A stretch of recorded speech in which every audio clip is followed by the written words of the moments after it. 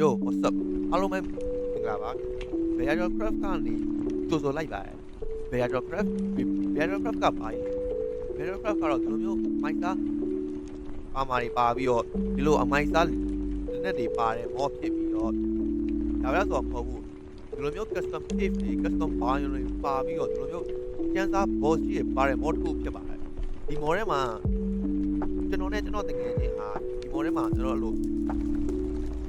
တက်ရှင်သွားမှာဖြစ်ပါတယ်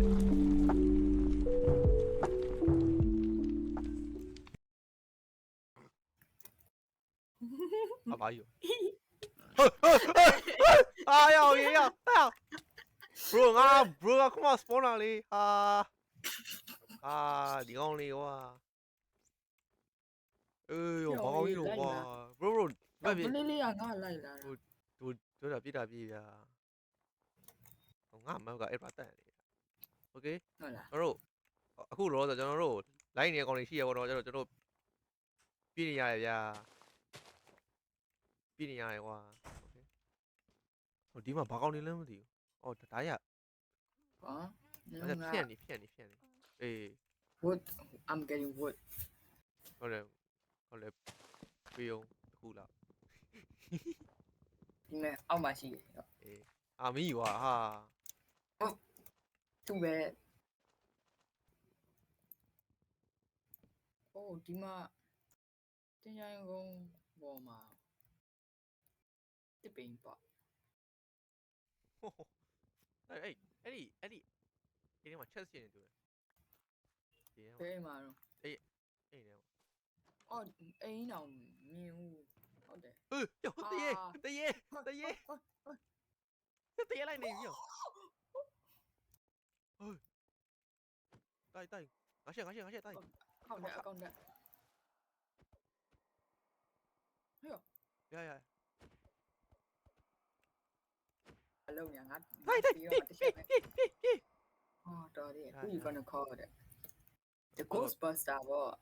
We call the Ghostbuster ဒီချက်တော့ဘာရှိအောင်မင်းဆောင်းတော့ယူပြီလားတော့ဆွာလာပြီ baby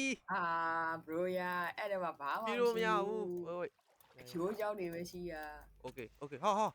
တေးပြီပေါ့ဗလာလာရဘာလို့ကျွန်တော်တေးပြီဘာလို့ဟာbro ဝေးငါပဲကောမရတော့မှာ bro ငါစားရမရှိဘူးကျွန်တော်ချောပြီဗျာလို့ပါဦး me too bro ငါလမ်းလျှောက်နေရတာပြေးလို့လည်းမရဒီမှာရေဝေး Okay Ice Dragon ကြီးဟာ bro ပြေးနော် Ice Dragon က20ပဲရှိတော့ငါပြီးတက်လိုက်မယ်တိတ်သွားပြီဟိုကောင်စောက်နေတာ one health ကွာဒါမဲ့ I only have one health ဟာwhat the hell မရအော် Ice Dragon ကဟွာကြီးလေရိုးကြောက်ကြီးလေ bro ကလည်း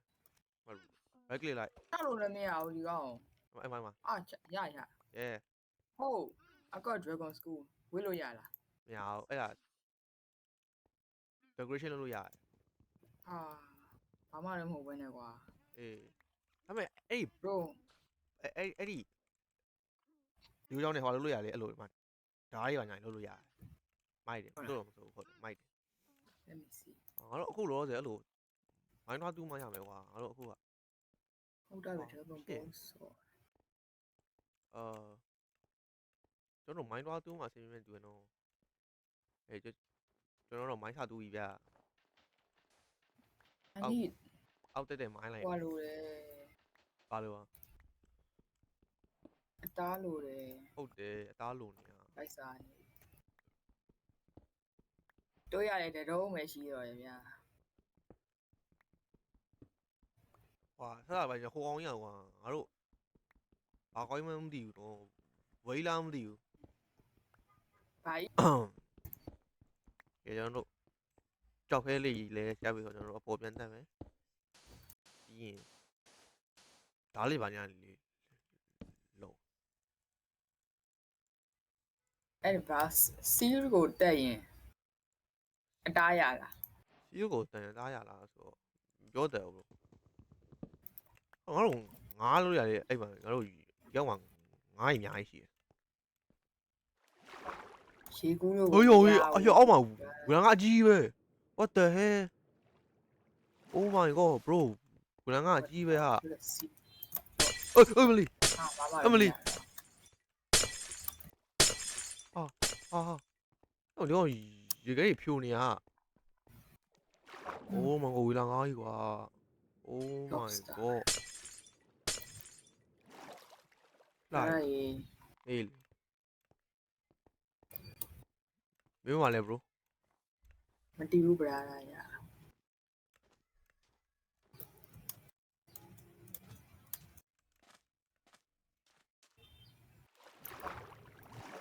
ငါကျွန်တော်ငါ့လက်တက်လာ ကားစာရှာနေရ bro ငါ့ချလင်းငါ့အများကြီးရှိငါ့ချလာရော ရှေးရခဲနေရ ဟုတ်တယ်ရေရခင်း ဘယ်လိုချမငါလေးရှောတော့ဟာ snow leopard ပြောင်းငါ့ဟောကျော် oh there's a bison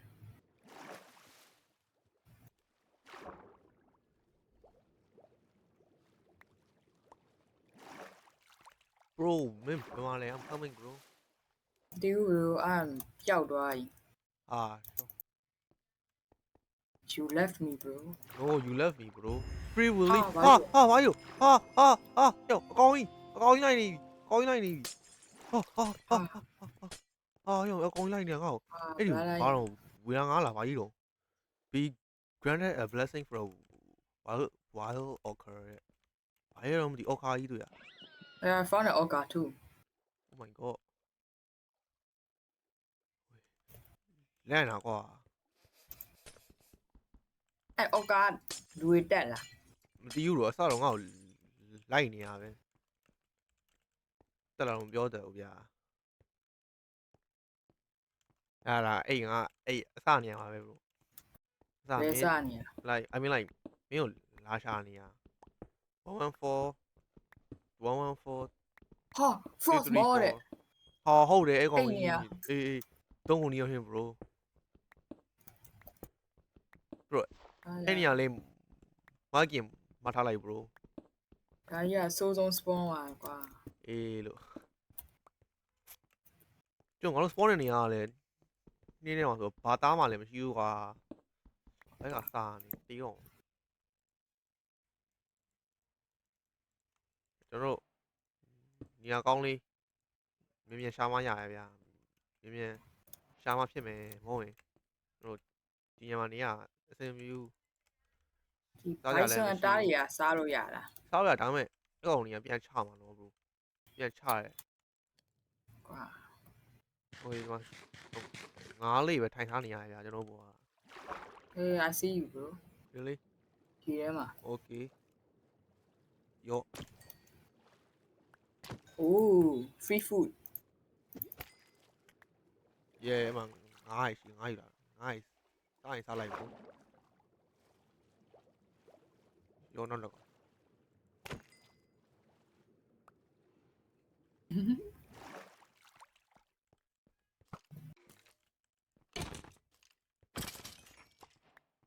要不要啊？要。What the hell? Oh. Ah. Brother 呀。冷哇呗。မင်းကျွန်တော်တို့လင်းနေ bro ကွာယူမှဟွာရှိလားဘူးရှိလား bro wood ရှိရဆက်တော့ တတန်းအခုတော့ပြပါလား ဝယ်အောက်ကိုကမောကွာ လင်းနေသွားမယ်လေ ဟိုကောင်နေတော့ရှိ okay ဘိုင်တော့ပြန်ပြေးသွားပြီတို့ ဟို oh are you okay bro yes okay 来好然后要空哩哦啊要加油啊 okay ကျွန်တော်တို့ခီးလေးတော့စတင်ပါပြီ နောက်ဆုံးတော့ဘာဖြစ်ပြီဗျာ နောက်ဆုံးတော့ဒီနေရာကျွန်တော်တို့အေး ဒီအပြင်ကြီးစီ bro you 8 boss နေရာမှတ်ထားလား bro မှတ်ထားတယ် okay okay သူက despawn မလုပ်လား oh softfish မလုပ်ဘူး bro ဟိုး ဘာရောဟာyoပြီ တော်တယ် we just want our head back there brotherပြီ yo ရောကွာရောကွာဟမ်ရောငါအဲ့ကောင်လဲလို့မရဘူးအဲ့ကောင်ငါထိလို့မရဘူး what the fuck အဲ့ဆိုလေးဘွားဆင်းကွာ တေးဝိုင်း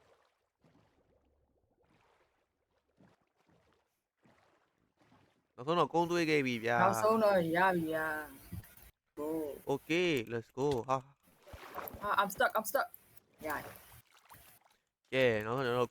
ကုန်းလေးပေါ်ရောက်ခဲ့ပြီဟာငါဒီ potion fight ကြီးနေကွာမိုင်းလို့မရဘူး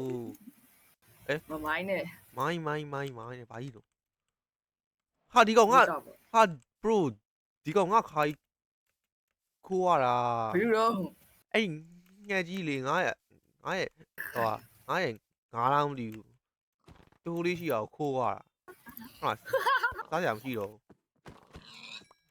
ကြောင်ငါဘွားလေးစိုးလိုက်တာကွာဒီရှိမှတော့ဟာရှိတော့တိုးရရှိတိုးရတန်တော့ကွာရော အော်တော့မိုင်းလို့လည်းမရဘူးကွာ မင်းလို့တာလေးရ 10မိနစ်လောက်မှဆောင်းတာပါ ငါပြောတယ်ဘာပါနဲ့ဆိုမင်းရှာရှိပြီးသွားတာလေကွာ လူဝဲတက်တော့မယ် မလို့လည်းမရဘူးကွာမလို့တော့ရောက်ရတယ်မဲ့အကြာကြီးကြာမှာဗျအာဟဲ့အောင်မလုပ်ပါနဲ့ကွာလောကို Man, ရ like မှာ do some commentary to the video, bro. ဟဲ့လေလုပ်လေ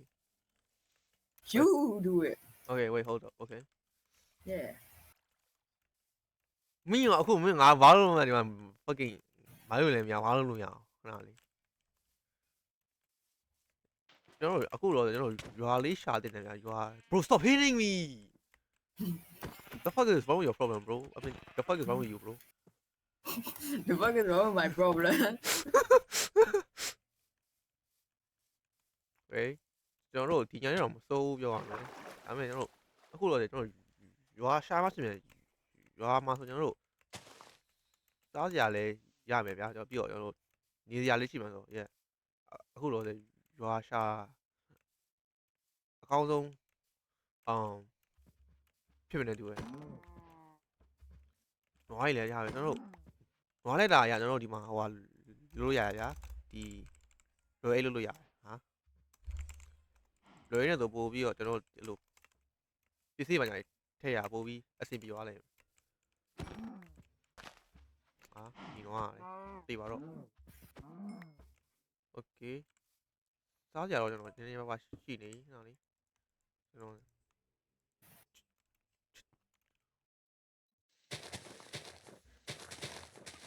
Oh, what go Fire, bro. on it. Huh? Yo, yeah, I found like a temple. oh what the hell bro အဲ့ဒီမှာဟွာရှိရ bro အဲ့ဒီမှာဘလူးစာရှိရလားမသိဘူး Ha, new. As a spawn point နေထားဆက်လာအောင် ဘလူးစာ bro သူ့ရဲ့လက်ရှိလေကြည့်ရင်တန်းသေးရဗျ ဟာအဲ့ဆိုမကြည့်ဘူးပေါ့ no bro don't eat bro အဲ့တော့မချခင်ဟွာလောရမှာကွာရစီသေးဟာ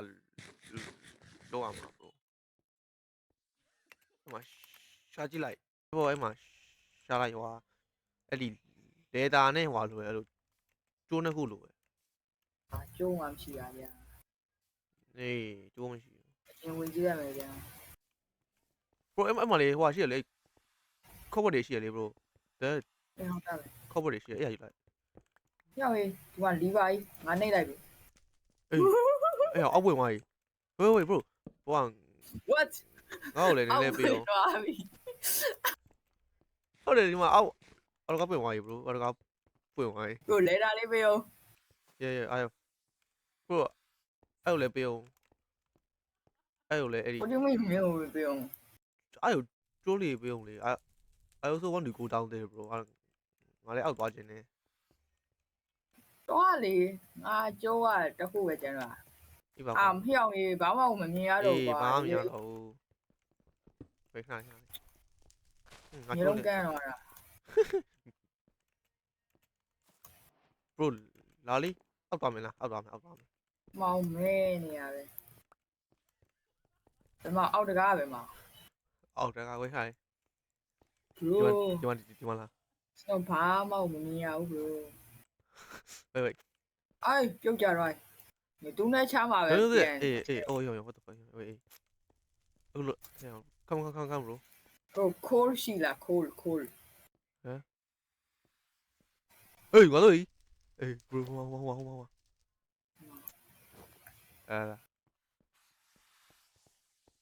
္ဂလာပါပြက်သွားတော့ဟာပြက်သွားဟာမတော်မ 喂，I got you。ဟာဟောငါတို့ဘာမှမဖြစ်ဒီကောင်ချနေကွာရော့ 好 ကွာ 大瓜，要耶， ရော့ကွာ မျက်လုံးရောက် ရော့ကွာ 麻来，对来。 တေးဝိုင်းဘာကြီးရော 过来小点带点。 Okay ကျွန်တော်တို့အခုဆိုကျွန်တော်တို့ ဟာ မဒူစာတကိတ်ဖြစ်ပါတယ် ဟာငါမ โอ้ တူတာ ကောင်း bro ငါထင်တာအဲ့ enemy ကိုချလို့ရတယ်တူတယ် enemy ကိုကြောက်ခဲပြောင်းလို့ရ bro ဒုစစ် bro သူကတခါပဲ ဟာဟုတ်လား ဟုတ်တယ်တခါပဲ300ပြီးရင်ပျောက်သွားတာဗျအဲ့ကြီး အာဒီတော့ကောင်း yeah မျိုးစားနာမည်ကြီးရတယ်ခေါ်ကောနဲ့ဒီကိုအားရင်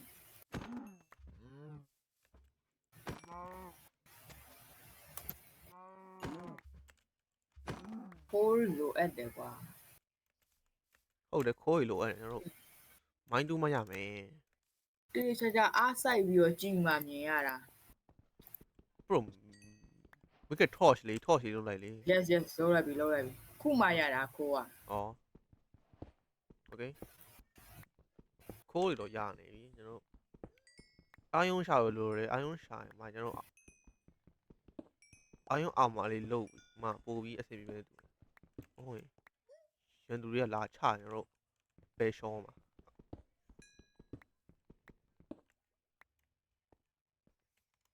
okay ဒီကူလေးတော့မစိုးဆိုရင်မစိုးကောပါရယူမယ်ကောပါဒီမော်ထဲမှာသူကတော်တော်ဟွာဖြစ်တယ်ဗျတော်တော်အသုံးဝင်တယ်ဒီမှာကောပါအာမလူလို့ရတယ်ဆိုတော့ yeah အာယုံရခဲ့အောင်ကျွန်တော်တို့ကောပါအာမလုပ်လို့ရတယ်ဗျ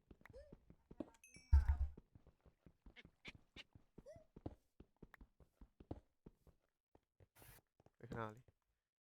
ကျွန်တော်ဘိုက်စာလို့စားကြတယ်ကျွန်တော်ဟိုလောက်လိုက်အောင်ပဲဗျာဟောဒါဘာကြီးရောအော်ဒါစေးပါယိုare you okay bro ဒီကောင်ကဒီခမ်းမြောက်လို့ဒီဘက်မှာကူကြီးပဲအောက်မှာရှိတယ် နားလေး housing you okay oh emerald အာရောက်ပြီ မိုင်းတူလို့မရအောင်အဲ့ရတူလို့မရတော့အာယုံမရှိလို့တူလို့မရအာယုံရှင်တော့တူလို့ရ emerald I have တုံးရှိတယ် အာကျွန်တော်ဘာမှမရှိဘူးဗျာအာယုံနဲ့ဘာလို့ရအာယုံနဲ့ စေပါနဲ့တူရော ပြောရမကောင်းဆေးရမကောင်းအားလုံးလိုက်ဆေးရအိုးအားလုံးနဲ့ဒီမှာဓာတ်ကြီးအများကြီးလုပ်လို့ရတယ်ဟောမိုက်တာကွာအာယုံကတာနာတွေရောအာယုံအဲ့ဒီယုံ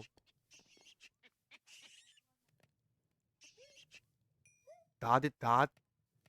အများကြီးရှိတယ်လိုက်တူရလည်းရှိရယ်ပြီးရင်ပစိန်နေရောโอเคရောက်သွားမယ်ကျွန်တော်စားရရှိဇုံမီလေးပေါ်တော့နေရပဲဒီ cave ထဲမှာโอเคဒီမှာအာယုံတော့တွေ့ပြီဟောဒါကောင်းတယ်လောလောဆယ်ဇုံမီအများကြီးနဲ့ဇုံမီကြီးတက်လိုက်မယ်ဗျာယောโอเคဇုံမီလက်တက်ပြီးတော့ဒီမှာအာယုံ အာယုံရပြီတစ်တုံးနှစ်တုံးသုံးတုံးလေးတုံးငါးတုံး6တုံးကဲ6တုံးရပြီကျွန်တော်မစိုးဘူးဗျဒီစေးပါလေးရှင်ဒါပေမဲ့တော့စေးပါဝက်ဟောမိုက်တယ်ကွာ ဒီကောင်အိမ်ထဲမှာ diamond picket ကြီး ဝါ iron picket အမှန် ကန်ကောင်းလိုက်တာကွာ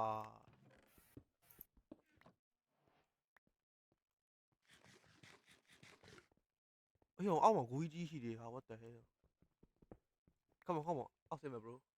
wee yeah okay ဂူရကြီးရဒီမှာဟွာရှိမိုင်းရှက်ရှိရမိုင်းရှက်ရှိဒီဘက်မှာအာ က chest လေးဗျာ iron picket လို့ချင်း oh come on ဒီမှာ ဟို amethyst geo bro amethyst geo တွေကဟာလို့လား ယွင်ကိုထိုင်လေ ယူခဲ့တော့ oh diamond တွေ့ခဲ့ပြီ yo diamond တွေ့ခဲ့ပြီဗျာဟာ ရောက်ငေါ့တရေချောက်နေ ဟာ diamond ကdiamond ကတခုတည်းတဲ့ဟာ ဘယ်လာရေးခဲ့ကြပါအောင် အေးဝဲကျောင်းလာပြီဟာလေးရောင် ငေါ့တရေချောက်နေ โอเคအဲ့လိုနေရောရှိရဗျာဒီယူထဲမှာဟို diamond ခိုးမှဒရုံးဝဲရလေအိုး diamond တွေ့ခဲ့ပြီနောက်ဆုံးတော့ဟာတခုတည်းပေးရကွာထပ်ပြီးတော့ဟာကွာအော် oh bro တခု what ဟာလဲ ဒီ digging claw I don't even need pickaxe to mine stone bro အိုး လက်နဲ့တူးလို့ရတယ် holy shit မြန်နေမိုက်တာပေါ့ bro where are you man ဒီရောက်ပါ အာယုမြေပေါ်မှာတော့အယုတွေ့ရ bro သူတို့မှာ diamond လေးများကျန်းဟိုဟာ oh diamond ထပ်တွေ့ပြီ nice ကျွန်တော်ထင်တယ်ကျွန်တော်ဒါ diamond ဝင်ရေးမှာရှိုးမယ် oh လက်နဲ့ခိုးလဲတူးလို့ရတယ် ဟုတ်လားအာယုရောရတယ်ထင်တယ်ဟိုကလက်အဲ့ဒီ Chloe ဝတ်ထားရင် stone pickaxe တော့ကျန်တော့လက်က oh မိုက်တာပေါ့အေးသုံးပြီလက်နာကွာမင်းရလေ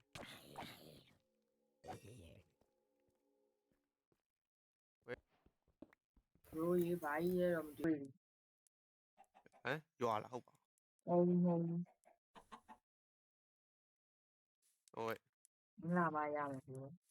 လာပြီကျွန်တော်လာပြီ bro ဘာဆက်ယူနေ bro ဒါပြင်တောင်းဝတက်ခဲ့လိုက် အေး There's a lot of chests. Fire dragon. half fire dragon what the fuck bro don't fight no Hey, မြင်နေအာ တာကြီးပြေး မမြင်ဘူးတင်းနေတာ တာကြီးမြင်နေတာကြီး ဒီကောင်မြင်နေတော့ကောင်းလာပြီလားရောက်ပြီရေထဲပြေးစင်းပြီကွာအာ sorry ဟေးတော်လေး ဟာ bro don't die bro bro ကြော်လိုက် ခုနကနေရာမှာကွာ chest တွေရောဘာတွေရောအဲ့ကြောင့်သူမသိအောင်လို့ခိုးရောတွားမယ်ထင်နေကွာရောက်ရေထဲဆင်းလာပြီ အိုးအဲ့တို့အာ sorry ဟိုင်းငါတက်လို့သေးသွားတာ I got turned to KFC by fire dragon KFC ကျော်သွားတာ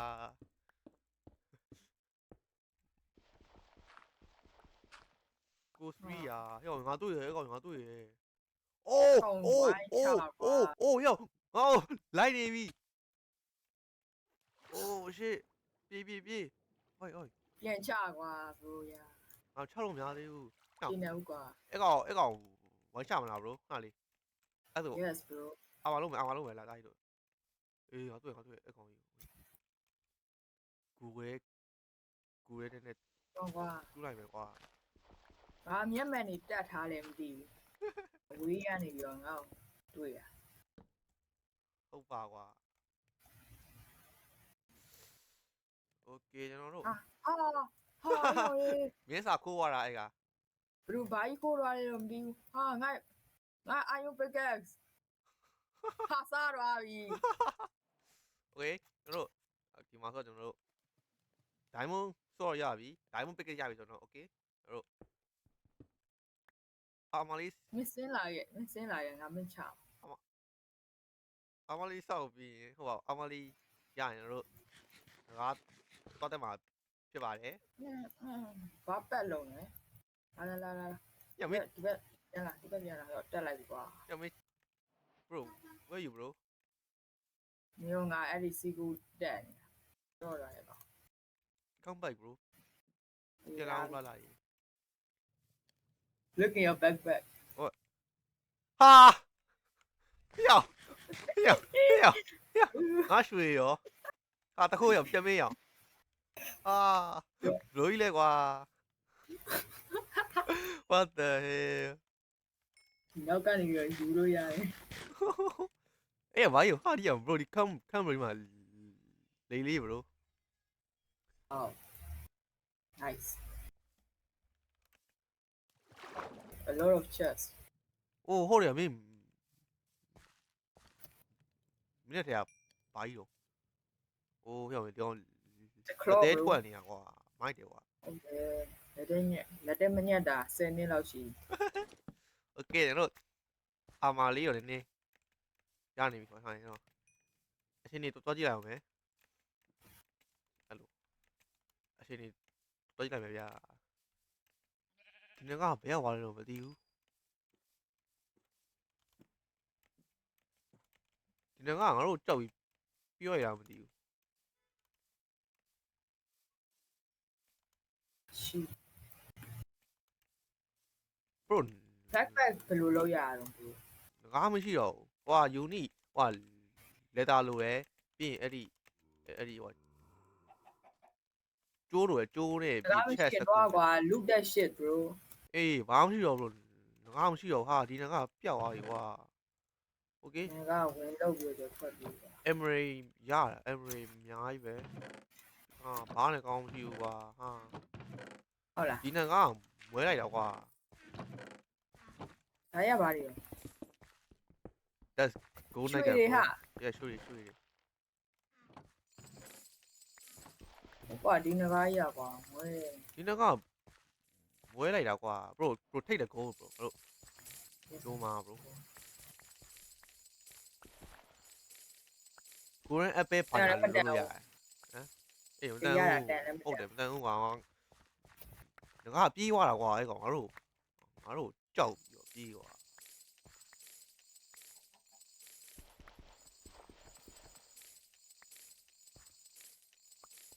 ကဲကျွန်တော်ဒီရှေ့မှာဟောလေးသူ့ဖွာသူ့လာအေးဟုတ်ပါအရှေ့မှာဟွာရှိတယ် cherry blossom biome လေးရောရှိတယ်လာရဗျာ cherry ပင်တွေကဟိုင်ကျွန်တော်အိမ်ပြန်ပြီးတော့ကျွန်တော်ဟုတ်ပါအိမ်အောင်ဖြစ်နေတော့အဆညာလေးပြန်သွားပြီကျွန်တော် အာယုန်နေယူပေးအောင်လို့ အေးကျွန်တော်အာယုန် ငါအာယုန်နေထည့်တာ ဟုတ်လားโอเคကျွန်တော်အဲ့ဆိုအိမ်ပြန်ပြီးအာယုန်နေပြန်ယူလိုက်မယ်ဗျာဟုတ်ပါအိမ်မဟုတ်ပါကျွန်တော်ဒီတိုင်းယာယီ please လေးโอเคအာယုန်နေ spell နေပြီအာကျွန်တော်လွယ်လိုက်မယ်ဗျာဆိုဒီလို လွယ် ပြန်ဒီလိုโอเคရပါပြီလွယ်ရပါပြီဒီကမှာကျွန်တော်ပစ္စည်း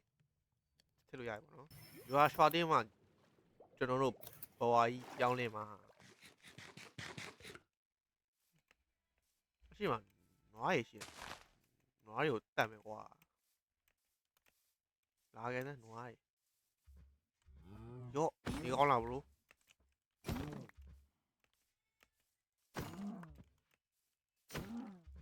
โอเคပရိုပင်ဒီဘက်လာခဲ့နော် နာပါဘူးဘာဖြစ်လာ အာမင်းအဲ့လိုနော်ရတယ်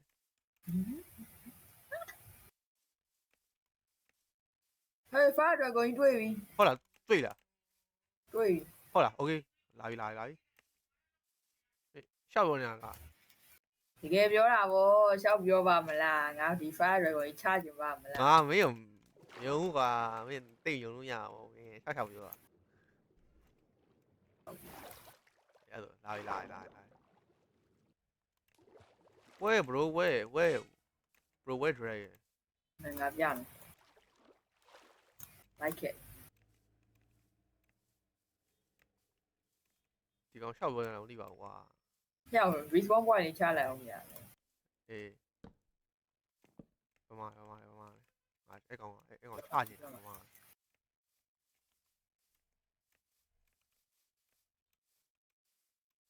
ဒီနေပြေးနေရ အိုးတွေ့ပြီမင်္ဂလာပါကိုနဂါကြီး တွေ့ပြီမင်းတို့လည်းဟိုကောင်တွေ့ပြီ လာခဲ့တဲ့ကိုနဂါ မတွေ့သေးဘူးရောက်ရင်ဘယ်ပြေးနေရအောင်ကောင် အိုးဒီကောင်ဝေါ့တက်နေရရော့ကွာဟေးအဲ့ကောင်တွေးများကြီးပဲဟောသေးပြီမြောက်အဲ့ကောင် ရတယ်ဟိအောင်ချအဲ့ကောင်ငါတို့လိုက်နေရသေးပြီဝေးကျွန်တော်မှာကြံခုရပြီဗျာခဏလေး ဒီကောင်လောက်ပြီး အဲ့တော့ငါတို့ 90ခွန်ကျန်တော့ရောက် ငါတို့အဲ့ကောင်ထပ်လို့မရဘူးကွာဝေးခဏလေး ရတယ် bro ရတယ် โอเคဝေးခိုင်း မှာရောက်ဝေးကနေပြီး snipe ပစ်တာရောက်ဒီရောက်လာဒီဘက်ရောက်လာပြီ ဟာဝေးခဏလေး bro ဝါရေဘုံလုံး bro ရေဘုံလုံး bro ရေဘုံလုံးလိုက်ရင်ငါတို့အဲ့ကောင်ရေဘုံလုံးလိုက် bro ငါတို့ မလို့ပါငါတန်းချမှာရောက်ရတယ်တန်းချမှာရောက်ရင်ငါအိယာပေးမှာ လာပြီ brother ခဏလေးရှော့တော့မှာ ယောမင်းပါတက်တယ်တဲ့ ဘယ်ပြရတော့ ငါရေတော့လေးဟောရေ မီဒီယာright ဒီ ဒီကောင်ကငါကြောက်အောက်ဆင်းခင်းရောက် ဆင်းလိုက်ဒီကောင်မှာ ယောတေးပြီ let's go let's go let's go what do you drop ကျွန်တော်ငကားတိုက်ပါပြီယေ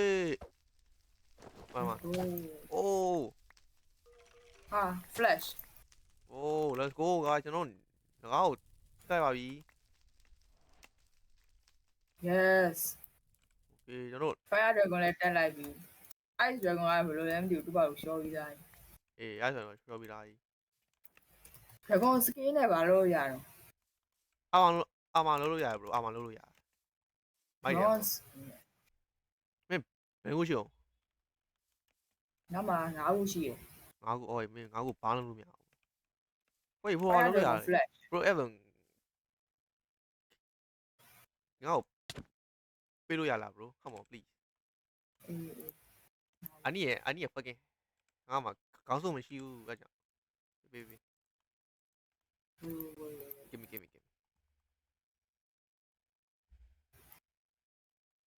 fire dragon high နဲ့ဘာလို့ရ fire တော့ခါနေဘာလို့မရတူလဲ dragon forge fire core လေ what the what does that do dragon heart နဲ့ဘာလို့ရလဲဆိုတော့ so you like okay thank you ဗျာ bronze မလား bronze ဟာလေးမလား bronze oh look at me bro wow ကျွန်တော်ငကားကြီးဖြစ်သွားပြီ wow ငကားကြီးဖြစ်သွားပြီ ကဲအားလုံးပဲ episode 1လေးရတော့ဒီလောက်ပါပဲဗျာအားလုံးပဲ video မှာပြန်တွေ့ကြမယ် bye